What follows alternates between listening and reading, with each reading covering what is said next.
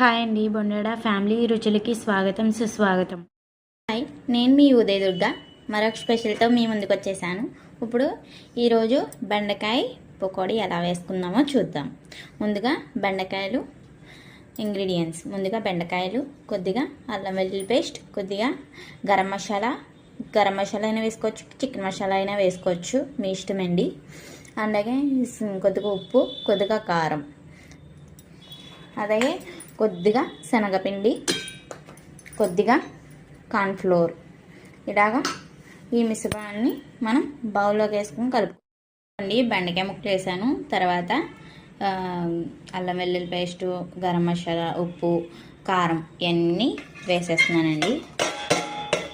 అలాగే ముందుగా మనం శనగపిండి కొద్దిగా, అలాగే కార్న్ఫ్లోర్ కొద్దిగా వేసుకుంటున్నామండి. ఇదంతా మిక్స్ చేయాలి. ఇలా మిక్స్ చేసుకున్న తర్వాత మిక్స్ చేసుకున్న తర్వాత వాటర్ పోయాలి. అప్పుడైతేనే మనకి దీనికి పడతాయండి. ఎప్పుడైనా ఏది వేసుకున్నా మనం ముందు ఇలా మిక్స్ చేసుకోవడం వల్ల ఇవన్నీ కూడా దేనికైతే మనం చేసుకుంటున్నామో అవన్నిటికే దానికి పడుతుందండి. ఇలా మిక్స్ చేసుకున్న తర్వాత కొద్దిగా వాటర్ పోసుకోవాలి.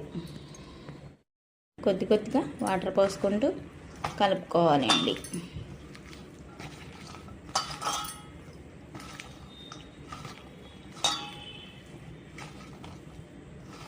ఈ బెండకాయ జిగురు, కార్న్ఫ్లోర్ జిగురు మూల కొద్దిగా మీకు అలా అనిపిస్తుంది, కొద్దిగా ఇలాగే ఉంటుంది. మరికొన్ని నీళ్ళు వేసుకుందాం.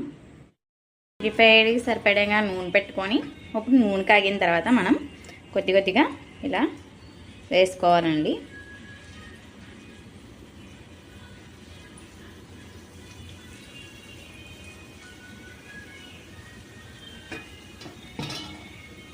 ఇలా తీసుకొని ఇలా వేసేసుకోవడమేనండి.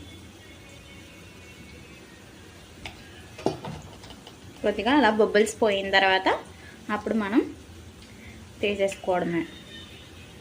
అంతే, మనకి వేడివేడిగా స్నాక్ రెడీ అయిపోతుంది.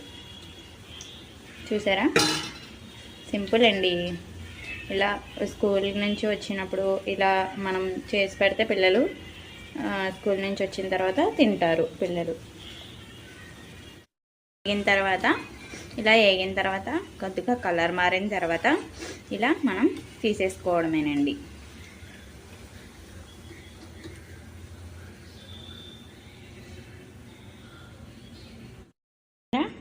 రెడీ అయిపోయింది. ఇలా వేపుకున్న తర్వాత తీసేసుకోవడమే, సర్వ్ చేసేసుకోవడమే. అంతేనండి, చాలా ఈజీ. బెండకాయ పకోడీ చాలా టేస్ట్ అయితే చాలా అదిరిపోతుందండి. ఈ రెసిపీ మీకు నచ్చినట్లయితే ఒక లైక్ చేసి, ఒక షేర్ చేసి, ఒక కామెంట్ చేసి నా ఛానల్ సబ్స్క్రైబ్ చేసుకోండి.